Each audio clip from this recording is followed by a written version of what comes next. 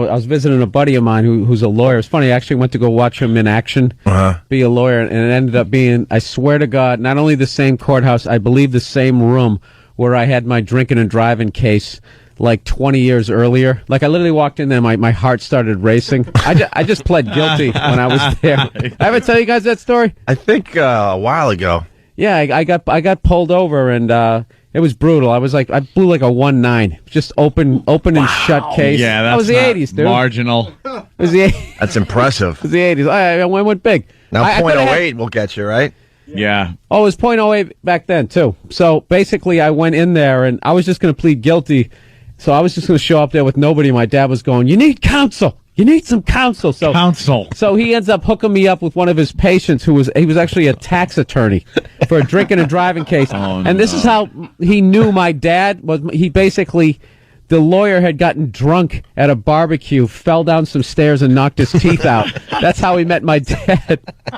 So I'm sitting there scared to death, not knowing what's going to go on. And I say to my tax attorney for my drunk driving case, I go, "I'm not going to take the stand, am I?" He goes, No, don't worry, I'll handle this. And I go right off the bat, "Mr. Burr, will you take the stand, please?" And then immediately my stupid attorney starts acting like he's shuffling papers and stuff. Oh, no. And I just remember being up on the stand, and I'm just sitting there going, the guy's going, "So you agree under the penal code 76950, blah, blah, blah." And I was literally going, "Look, all I'm saying is that I was drinking and driving." And the guy goes, "So you agree under the penal code?" And I'm looking over at my lawyer. He's pretending to write. Isn't he supposed to be helping you? Dude, he was such a tool. Like, he literally was, we were walking into the courthouse, like, as we were walking in, he was reading my police report, which was hilarious, but tragedy plus time. The time hadn't happened yet. He's like, "Hey, like, you remember saying this?"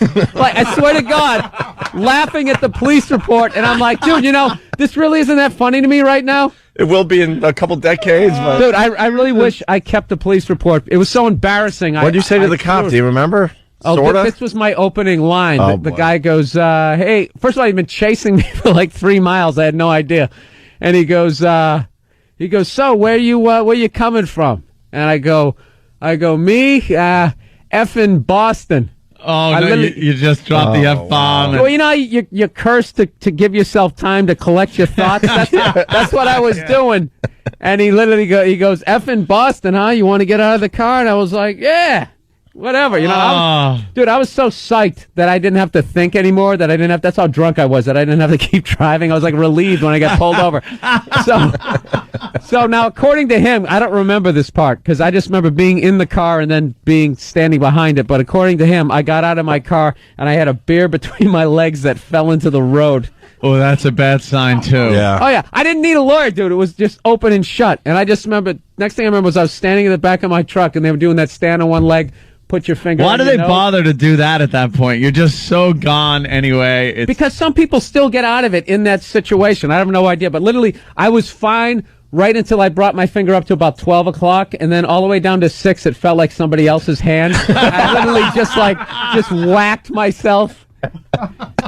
So then he just did some sort of BS thing. "All right, you want to turn around, stick your arms out." And it was just a great way to get me off balance so he could cuff me. Cuff you, yeah. And then I said all this dumb stuff in the car, like, "I'm not mad at you. You're just doing your job." I understand. You were the understanding guy. Oh, no, yeah, it was brutal. You were the opposite of the, "I'm fine, man. No, get off of me. Get off of me." No, I started off, I was a little bad. I'm like, "What about my truck?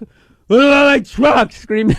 I'd be like, "You're lucky it's in one piece and you're alive, dummy." Oh, yeah. No, I was just a complete moron. Then basically, it wasn't until I got to the whatever, the barracks there, the police headquarters, whatever they call it, the Hall of Justice there, that I realized what was going on. So we went to go take the breathalyzer. My only strategy was when I went to blow into it, I wouldn't blow into it. I would just puff out my cheeks.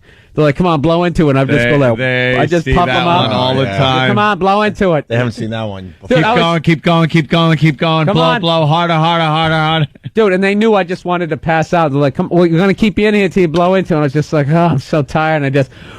You got me. And the needle was just redlined it. It's hacked out, yeah. The best part of the story is the lawyer, man. Just not having a clue. Just acting the part.